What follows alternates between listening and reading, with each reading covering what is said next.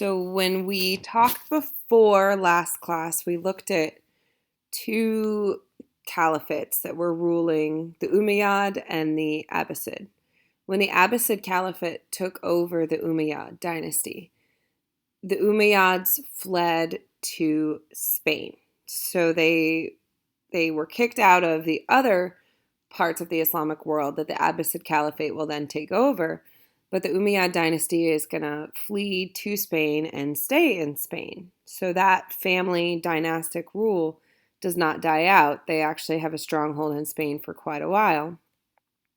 Spain had already been settled by Berbers, who were inhabitants of North Africa, who are going to be, they were already converted to Islam.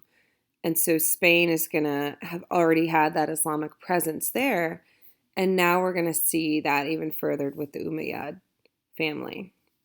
The Islamic armies try to push further into Europe, but that's where they meet Charles Martel, a Frankish European king, who defeats those armies at the Battle of Tours.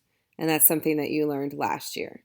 But it's one of those pretty significant historical what ifs. What if the Islamic armies had defeated the Frankish armies in France and had continued to spread all throughout Europe? It would have been interesting to see that historical what if. And, we might have seen differences in the spread of Islam and the spread of Christianity, and it's just pretty neat to think about. When you're looking at Spain, if you look at this green part, this was the entire region that was ruled by the Umayyad dynasty. So this was the caliphate, the Islamic part of Spain.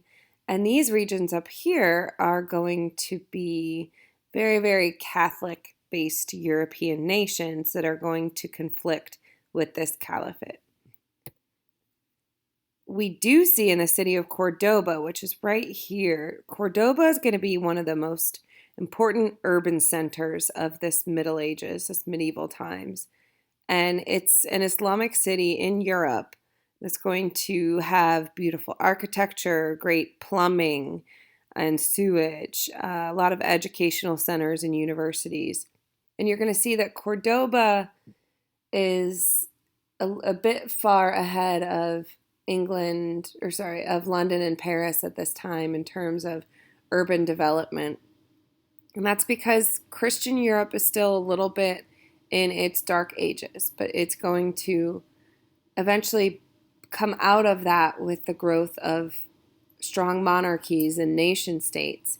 And that strong monarchy is going to be what drives the Islamic presence out of Spain, because there's going to be a king and a queen who unite with each other, Ferdinand and Isabella. And in 1492, Ferdinand and Isabella are going to complete what they called the Reconquista, which is reconquering Spanish land, or the land in Spain and Portugal, from the Islamic armies. So that's known as the Reconquista, led by Ferdinand and Isabella, who were Catholic monarchs.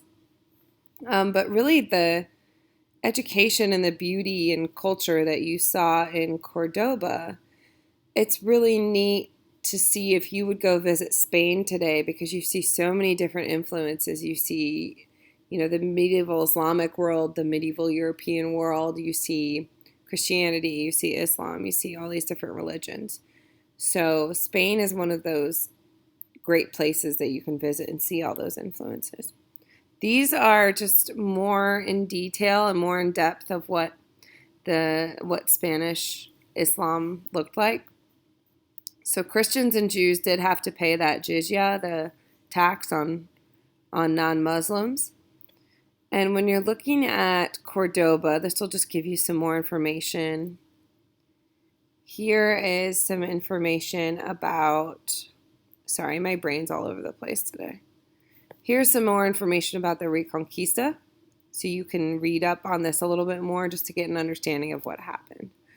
The next group we have to talk about that's going to spread the religion, the Islamic religion throughout the world, is one of the Turkish groups that we had talked about. So we talked about how Turks were taken from those Central Asian areas, and they were nomadic warriors, or just nomadic groups and pastoralists, and they're brought into the Islamic world, and they rise through the ranks of the military. There was a group called the Mamluk Turks, and they're going to take power in Egypt. So they're going to take power from Islamic rulers that were already there, and they're going to rise through the ranks of the military and take total control of Egypt. So they're slave soldiers who served the Abbasid Caliphate. And as they were serving in the military, they would convert to Islam and then rise through the ranks, and they became their own caste or class of warriors. Once they gain political control of parts of northern Africa and Egypt, they are going to break away and create their own sultanate in Egypt and Syria from the 13th to 16th century. An interesting fact about Mamluk is it means owned. So that's how you can remember that they were at first owned by the Islamic world because they were coming in as almost slave soldiers, and then they're going to rise through the ranks. Some important historical events with the Mamluks in Egypt. They're going to continue carrying on crusades that have started. And so we're going to see major conflicts between these Turkish Muslim groups and the Christian crusading kingdoms. And the Mamluks are going to be very successful against Christian crusading kingdoms that threaten them. We're going to see that they defeat a lot of the crusader kingdoms. They're also significant because they are one of the few groups that are able to defeat the Mongols. And they actually save the regions of Syria, Egypt, and several holy places of Islam from the Mongols. They're also going to make Cairo similar to Cordoba. So Cairo in northern Africa becomes an urban center of education and architecture and art and literature, just like Cordoba had been for Spain. This is some more information. If you want to go through this and read about their history a little bit more, you can go to this website. And this is the region that they primarily ruled over. So they protected all of this territory from the Mongols when the Mongols came in. The last group we're going to talk about are the Seljuk Turks, similar to the Mamluk Turks, where they're going to rise through the ranks of the military. They're going to weaken the Abbasid Caliphate, and they're going to actually invade Baghdad in 1055 CE and control the Abbasid Caliphate. For at least 2 centuries, the caliphs or caliphas are going to serve as figureheads while the actual power is held with the Turks who lead the military. So it's kind of like a Japanese shogunate where you see the Japanese military leaders really having the power even though there's still an emperor who just serves as a figurehead. So you're going to see traditional Abbasid rulers still with a name in power and a name of being in charge, but the behind the scenes and the main control is with the Turkish armies. The Seljuk Turks are famous for a lot of things. One of the main things is defeating the Byzantine Empire at a battle of Manzikert.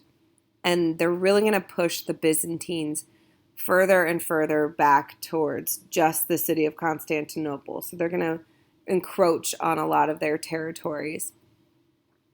And they're going to represent the power of nomads during this time period. And we start to see how nomads are converting Islam. Nomadic groups are converting to Islam and spreading Islam to regions where they might not have gone to.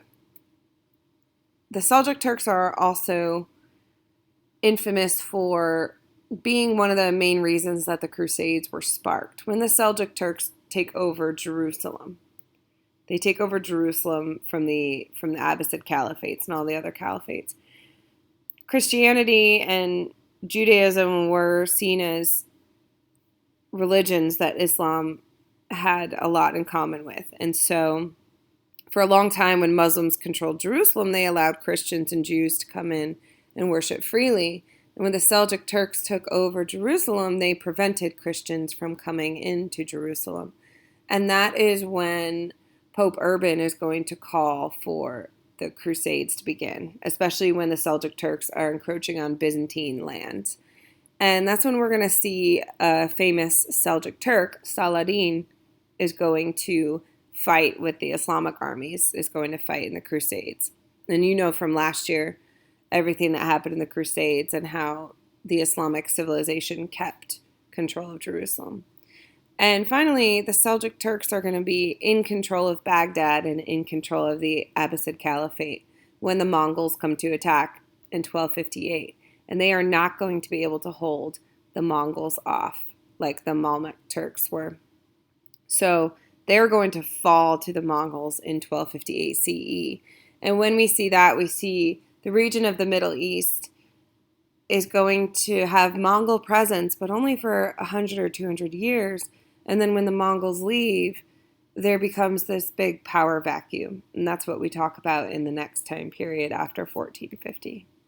Here is a video on the Battle of Manzikert between the Seljuk Turks and the Byzantines if you want to watch that video. Other than that, this is kind of what we're looking at now. These are all of the regions that Islam spread to, and we're going to keep talking about how it spreads even further here into Southeast Asia and into Northern Africa.